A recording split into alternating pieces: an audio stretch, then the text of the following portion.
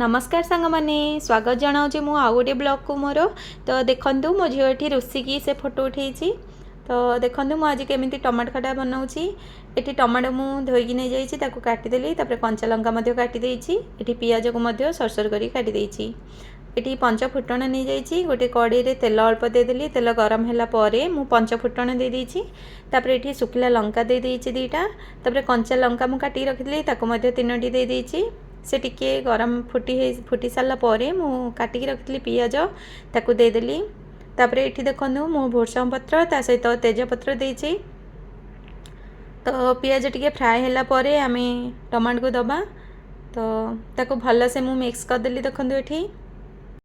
तापर ये देखूँ पियाज हो आसलानी फ्राए हो गलानी तापर आमे काटिक रखी टमाटो ताकू देदेले टमाटो मु जमा पानी देविनी टमाटो खटारे से ही टमाटो ही पानी बाहर तो से ही सीझीज से आ बहुत ही बढ़िया टेस्ट लगे तो ये मिसई सारापर देखूँ मु हलदी गुंड दे देती हाफ चामच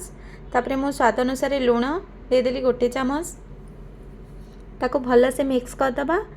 तापर मु घोड़े देवी घोड़े देले टमाटो गुड़ी को भल से सीझीज ये देखूँ टमाटो सीझी आसलानी तो ताको पिटी पतिया आउ टिके एमती दबाई देले मड़ी मड़ी देले से आउ टिके सीझीब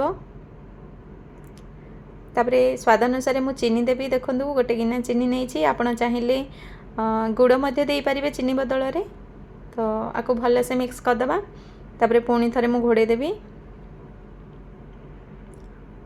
तो टमाटो ही पानी ये बाहर आपड़ चाहिए आउ जदि टमाटो रे पानी दबाक चाहते दे पारे नचेत एमती ही बहुत बढ़िया लगे देखो टमाटो खटा पूरा पूरी प्रस्तुत हो गला लास्ट में धनिया पत्र देदेली